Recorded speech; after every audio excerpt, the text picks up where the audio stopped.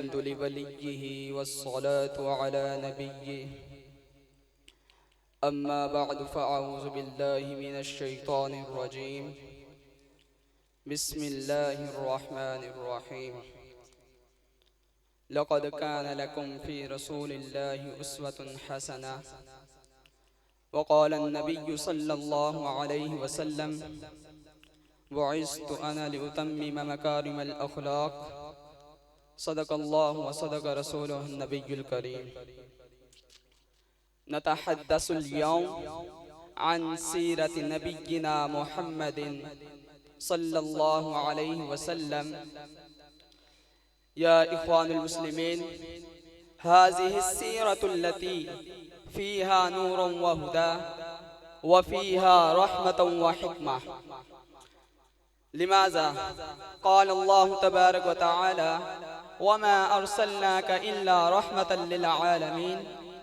سيرة النبي صلى الله عليه وسلم ليست قصة نقرأها فقط، ليست حكاية نقرأها فقط، بل هي طريق نسير عليه في حياتنا.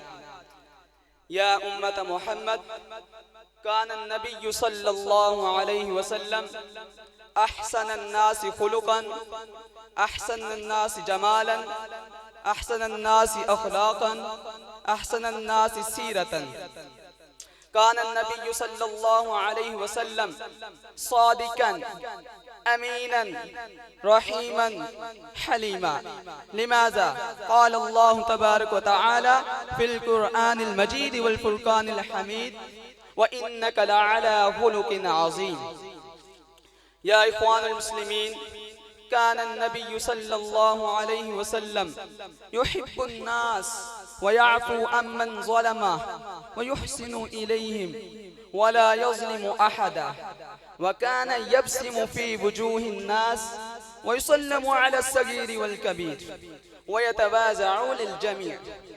يا إخوان المسلمين، يا أمة محمد، اذكروا في الطائف لما آذاه الناس ورموه بالحجارة، لم ينتقم، لم يدعو عليهم، بل قال: اللهم اهد قومي، اللهم اهد قومي، اللهم اهد قومي.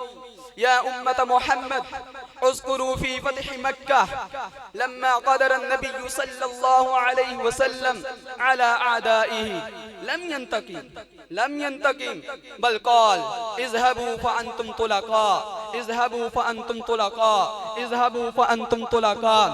يا إخوان المسلمين، كان النبي صلى الله عليه وسلم في بيته كان يخدم على أهله ويتوازى.